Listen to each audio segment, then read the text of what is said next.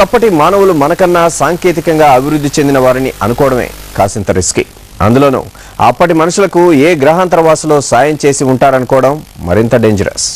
అయినా కొందరు మేధావులు ఈ వాదన ఎందుకు చేస్తున్నారు? చాలా సింపుల్.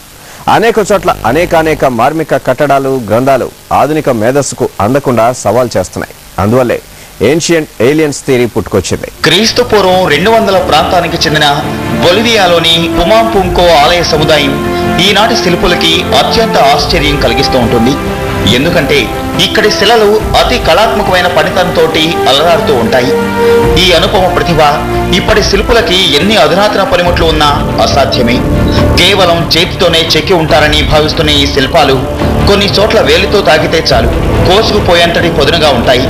ఇదే కాదు, ఇక్కడి భారీ గోడలు కూడా మనుషులు ఒక్కో రాయి తీసుకొచ్చి పేర్చినట్లు అస్సలు అనిపించవు. టన్నుల కొద్దీ బరువుండే రాళ్లు, అది మైళ్ల కొద్దీ దూరం నుంచి. ఆనాటి వారు ఎలా తెచ్చుంటారు?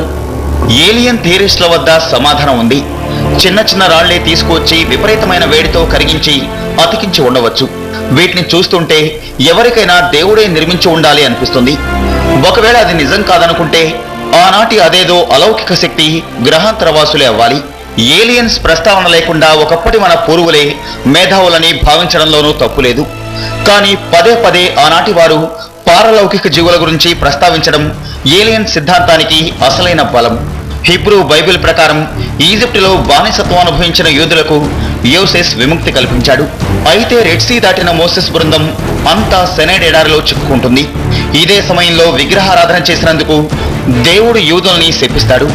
ఫలితంగా వారంతా 40 ఏళ్లు కఠినమైన ఎడారిలోనే కాళ్లరిగేలా తిరుగుతూ ఉంటారు. మరి వారికా సుదీర్ఘ కాలంలో ఆహారం ఎక్కడిది? ఈ ప్రశ్నలోనే ఏలియన్ థియరిస్టులు తమ వాదనకు బలాన్ని వెతుక్కున్నారు. ఎవరో గ్రహాంతరవాసులు జాలిపడిస్తేనో లేదంటే ఈజిప్టు నుంచి ఎత్తుకొస్తేనో యూదుల వద్ద ఒక మార్మిక యంత్రం వచ్చిపడింది. అది రోజు మానా అనే ప్రత్యేక ఆహారం ఇచ్చేది. వారానికో రోజు, అంటే శనివారం నాడు ఉత్పత్తి చేసేది కాదు. అందుకే ఆ రోజుని సాబత్గా పాటించి ఇప్పటికీ ఉపవాసం చేస్తారు యూదులు. యూదులు ఎడారిలో వాడుకున్న రేడియో యాక్టివ్ మెషిన్ వారానికోసారి క్లీన్ చేసేవారు. అది శనివారం జరిగేది కాబట్టే సాటర్డే తరువాతి కాలంలో యూదులకు పవిత్ర దినంగా మారింది. ఇక అంతరిక్షంలో ఉన్నప్పుడు కేవలం ఆల్గే తినే మనిషి బతకొచ్చని నాసా కూడా నిరూపించింది. అంటే అంతరిక్ష ఆహారమైన ఆల్గేని గ్రహాంతరవాసులే యూదులకు సమకూర్చి ఉండాలి. ఏన్షియంట్ ఏలియన్స్ థియరీ అంతా ఊహలు, అస్పష్టమైన సాక్ష్యాల మీదే ఆధారపడి నడుస్తుంది. అందుకే దీన్ని విమర్శించేవారు, విశ్వసించిన వారు చాలా ఎక్కువ.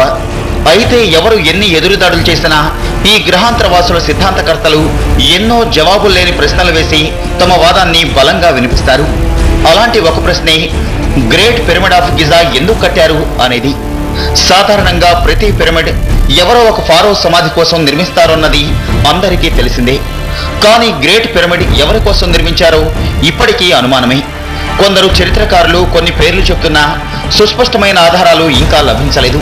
పైగా పురాతన ఈజిప్ట్ సంప్రదాయం ప్రకారం బొమ్మల ద్వారా సమాచారం తరువాతి తరాలకు అందిస్తారు. వీటిని హైరోక్లిప్స్ అంటారు. గ్రేట్ పిరమిడ్ పై మిగతా వాటిలో ఉన్నట్లు హైరోక్లిప్స్ కూడా లేవు. అంటే ఇది సమాధి కోసం కట్టింది కాకపోవచ్చని ఏలియనిస్టుల అభిప్రాయం. దాదాపు 471 అడుగుల ఎత్తుతో వేలాది సంవత్సరాలు భూమండలపు కృత్రిమ మేరు పర్వతంలా విరాజిల్లింది గిజా పిరమిడ్. ఈఫిల్ టవర్ కడితే కానీ దాని రికార్డు బద్దలు కాలేదు. మరి ఇంతటి మహా నిర్మాణం, అది లోపల వైపు మరింత మార్మికంగా ఎందుకు కట్టి ఉంటారు? గ్రేట్ పిరమిడ్ లోపల అనేక రహస్య మార్గాలు నిర్మించారు. ఈనాటికి పూర్తిగా అర్థం కాని ఈ ఇంజనీరింగ్ కేవలం సమాధి కోసమేనా? కానే కాదంటారు నాన్ రెగ్యులర్ హిస్టారియన్స్ అండ్ సైంటిస్టులు. గ్రేట్ పిరమిడ్ లోపలి మార్మిక మార్గాల్లో సంక్లిష్ట రసాయన చర్యలు జరిపేవారని, తద్వారా హైడ్రోజన్ పుట్టించేవారని చెప్తారు. ఏరోప్లేన్స్ కి, రాకెట్స్ కి, స్పేస్ క్రాఫ్ట్స్ కి హైడ్రోజన్ ఎంత ముఖ్యమో మనకు తెలిసిందే. అంటే ఈ పిరమిడ్ ఒక విధంగా తొలి పవర్ ప్లాంట్ అన్నమాట. అలాగే ఈజిప్ట్ లో కనిపించే ఆబలిస్కులు కూడా విద్యుత్ ప్రసారం చేయడానికి వాడేవారని అంటారు. ఆబలిస్క్ అనేది ఒక భారీ ఏకశిలా స్తూపం. వీటిని ఫారోలు తమ గొప్పతనం కోసమే ప్రతిష్ఠించేవారని మెయిన్ స్ట్రీమ్ హిస్టారియన్స్ చెప్తారు. కానీ ఏలియన్ విజిటేషన్ థియరిస్టులు ఇవి కరెంటు ఉత్పత్తి అని, అంతరిక్షంలోకి ప్రసారింపజేసేందుకు ఉపయోగపడేవని భావిస్తూ ఉంటారు. ఆబలిస్క్ చివర చిన్న టర్బైన్ బిగించి విద్యుత్ తరంగాల్ని పైకి పంపి అక్కడి నుంచి ఆకాశంలోకి ట్రాన్స్ఫర్ చేసేవారు. ఇక్కడ తిరుగుతున్న పురాతన స్పేస్ క్రాఫ్ట్స్ ఈ శక్తి ద్వారా రీఛార్జ్ అయ్యేవి. ఇలా ప్రపంచవ్యాప్తంగా హైడ్రోజన్, ఎలక్ట్రిసిటీ సరఫరాకు ఉద్దేశించినవే పిరమిడ్స్ అండ్ ఆబెలిస్క్స్ అనేది సమాంతర వాదన. ఇందులో నిజానిజాలు వివాదాస్పదమే. ఫైనల్ గా ఏలియన్స్ మన భూమిని సందర్శించినట్ట కాదా? ప్రస్తుతానికి సమాధానం ఏమో. అయితే ఒక్కటి మాత్రం నిజం, మన పురాణాలు మొదలు ప్రపంచంలోని ప్రతి పురాతన గ్రంథం గ్రహాంతర వాసుల్ని చర్చిస్తూనే ఉంది. మరి వీటన్నిటికీ కేవలం ఊహే కారణమా? అయి ఉండకపోవచ్చు. ఎందుకంటే ఒట్టి ఉబుస్పోని కబుర్లని మానవజాతి జాగ్రత్తగా ఎందుకు కాపాడుకుంటూ వస్తుంది? ఆఫ్టర్ ఆల్ నిజం ఊహ కన్నా ఆశ్చర్యకరంగానే ఉంటుందిగా. ఏలియన్స్ కూడా అలాంటి ఒక ఊహాతీతమైన నిజమేమో.